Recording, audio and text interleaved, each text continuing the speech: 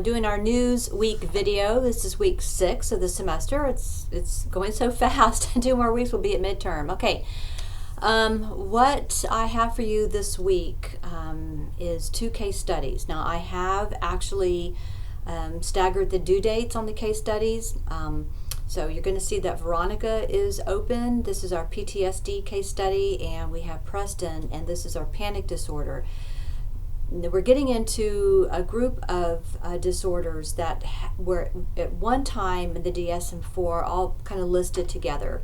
In the DSM-4 they had 7 anxiety disorders, but when the DSM-5 came out in 2013, they separated the anxiety disorders and did a little bit of changing with the categories. So with PTSD is in its own category with PTSD and stress-related disorders. OCD is in its own category now, OCD and that disorders like hoarding. And then we have 5 anxiety disorders. Now I have a video that has been posted. If you go under the videos, you will see I have the PTSD video. So go ahead and watch that one first. Go ahead and start working on Veronica. And when I was looking for case studies to give an example of PTSD, I really wanted to give an example of the new criteria for PTSD, and that's the sudden loss of someone very, very close. And when I came across this case study, I thought, brilliant, this is perfect to give students an example. So with this case study, I have 4 clinical questions. Now again, you can use the textbook. Yes, use the textbook to support your responses, but you can look for outside sources as well. If you want to look up a definition or look up a term or a theory or just get more information. But think of it writing like a psychological report. If you had to give me information about Veronica and all I had with those 4 questions, how could I get a clinical picture of this case study that's PTSD? And again, it's meeting the new criteria for the DSM-5. So go ahead and go start on Veronica. And again, the same example with Margaret. Think, go ahead and read through it, but think biological. So go in and think, highlight everything you think biological. Go back and then think psychological. What is going on psychological with this individual? And then sociocultural. And then it kind of helps you get a clinical picture of what's going on. Now I do want to mention real quick on flashbacks. I do have a question on flashbacks. This is a very common symptom of PTSD.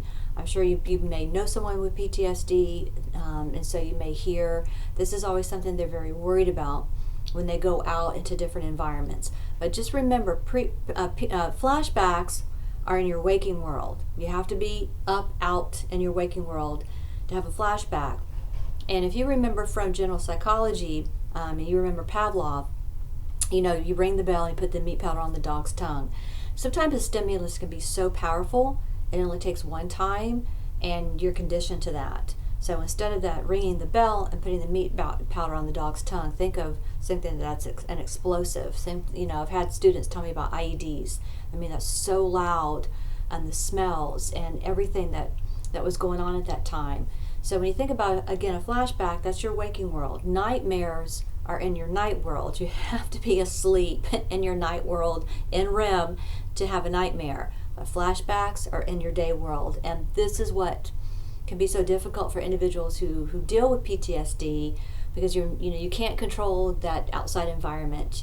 You can't tell everyone at a store, no loud sounds.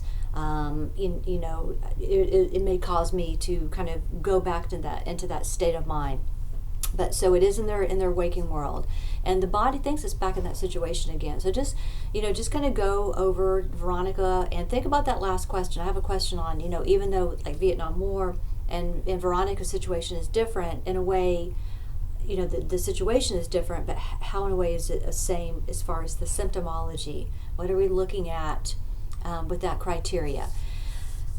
It's a lot of criteria for PTSD, and it varies. Situations vary.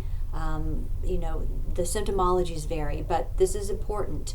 There must be a traumatic event. There has to be that traumatic event. Either that person feels like their life is endangered, or something's happening, or they're witnessing it. So we got pretty strict on that PTSD criteria. Now, if you want to go ahead and start jumping on Preston, I do have video for anxiety. This is our panic disorder. And again, I'm asking kind of that classical conditioning question. It's a lot about conditioning with individuals who deal with that anxiety and how they have been conditioned to certain stimuli. So if you want to go ahead and start with Veronica, if you want to go ahead and jump on with Preston, go ahead and do that as well. So we're getting into all of the anxiety, PTSD, and OCD. On a daily basis, anxiety is diagnosed more than anything. A lot of people go in to get help with anxiety. It can be very debilitating for individuals, and especially if you're getting to the level of OCD with the obsession and the compulsive behavior, it can really destroy someone's life. So just kind of go through that chapter. We're dealing with the anxieties. I'll probably post a discussion question that maybe deals a little bit with either, I was thinking maybe OCD, so I might do something with OCD. But again, if you have any questions, just text me, but watch those videos. That's some good information to back up what's going on in your readings. Okay? All right, bye.